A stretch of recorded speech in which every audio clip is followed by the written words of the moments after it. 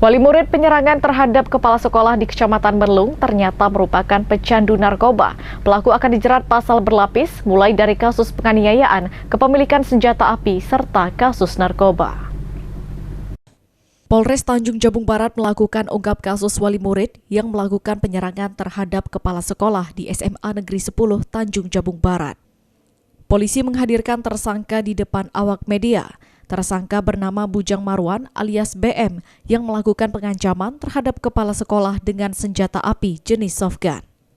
Kapolres Tanjung Barat AKBP Guntur Saputro pada saat konferensi pers pada sejumlah awak media menuturkan penangkapan tersangka Bujang Marwan alias BM berkat tim gabungan yang melakukan pengejaran tersangka di Kecamatan Mersam, Kabupaten Batanghari.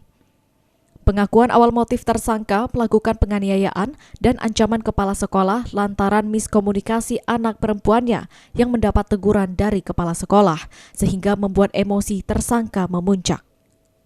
Dalam penangkapan ini, polisi menemukan sepucuk senjata api rakitan dan senjata jenis softgun. Polisi juga menemukan 1 butir amunisi aktif di rumah pelaku. Saat dilakukan penggeledahan, polisi juga menemukan beberapa alat untuk konsumsi narkoba. Setelah dilakukan tes urin, hasilnya pelaku positif mengkonsumsi narkoba metamfetamin jenis sabu. Artinya hasil tes urin tersebut selaras dengan barang bukti yang ditemukan. Saat ini penyidik kepolisian masih terus mendalami cara BM mendapatkan senjata api ilegal tersebut. Dijelaskan Kapolres, pelaku mengaku memiliki senjata api baru 10 hari yang dibeli seharga 2 juta rupiah. Senjata tersebut digunakan untuk menjaga diri sebab tersangka merupakan sopir mobil logi. Ungkap kasus atas laporan Bapak Lasemen, Kepala Sekolah SMA 10, di mana yang bersangkutan mengalami tindakan pengancaman ataupun kekerasan serta dugaan kepemilikan senjata api oleh terlapor Saudara BM untuk datang ke sekolah dan untuk diberikan edukasi, penyampaian, pembinaan agar anaknya tidak mengulangi perbuatannya. Tapi orang tua murid tersebut datang ke sekolah dengan emosi dan tidak bisa mengendalikan diri, melakukan upaya-upaya pengancaman ataupun kekerasan menggunakan benda-benda yang ada di, dan juga yang bersangkutan saat datang ke sekolah membawa senjata yang diduga mirip senjata api. Sangkakan kepada tersangka yaitu yang pertama melanggar Undang-Undang Darurat terkait kepemilikan senjata api, itu Undang-Undang 12 tahun 51, ancaman hukumannya 10 tahun, dan yang kedua kita terapkan dugaan pasal 351 atau 335.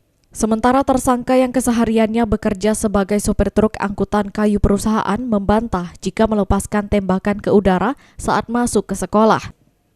Ia berdalih suara letupan senjata yang didengar warga adalah suara menendang pintu sebanyak 2 kali. Anak tidak mau ngasih HP. Guru tuh. Oh, guru tuh semua HP semua anak orang dikasihnya, cuma anak aku yang tidak dikasihnya. Waktu disuruh minta semua anak aku, suruh bapaknya yang datang kata.